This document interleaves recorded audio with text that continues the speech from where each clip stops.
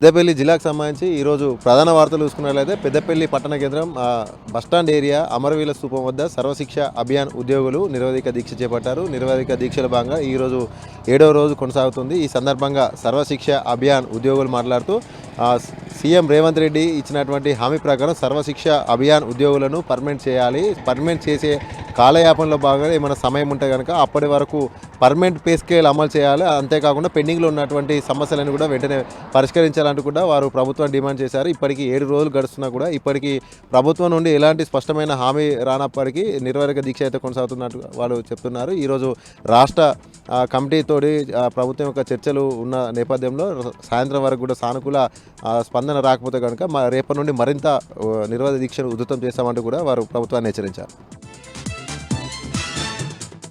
అలాగే మరొక ప్రధాన వార్త చూసుకున్నట్లయితే పెద్దపల్లి జిల్లా వ్యాప్తంగా కూడా గ్రూప్ 2 పరీక్ష ప్రశాంత వాతావరణంలో కొనసాగుతున్నట్లు రామగుండ సిపి శ్రీనివాసులు వెల్లడించారు. పెద్దపల్లి జిల్లా వ్యాప్తంగా కూడా 18 పరీక్షా కేంద్రాలు ఏర్పాటు చేయగా 9,430 మంది విద్యార్థులు పాల్గొన్నారు. ఈ నేపథ్యంలోనే 50% హాజరు శాతం ఉన్నట్లుగా ఆయన వెల్లడించారు.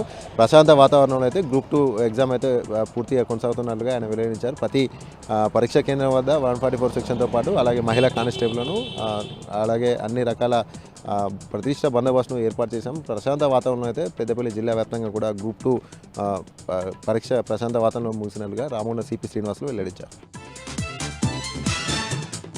అలాగే మరొక వార్త చూసుకున్నట్లయితే పెద్దపల్లి పట్టణ శివారు మంతిని ఫ్లైఓవర్ వద్ద ఎన్టీపీకి సంబంధించినటువంటి ఫ్లై యాష్ తరలించేటువంటి యాష్ ట్యాంకరు అదుపు తప్పి డివైడర్ ఢీకొని బోల్తా పడింది. ఈ నేపథ్యంలోనే రాజీవ్ రహదారి నిత్యం రద్దీగా ఉండేటువంటి రాజీవ్ రహదారి కావడంతో పెద్ద ఎత్తున కూడా ట్రాఫిక్ అంతరాయం ఏర్పడింది.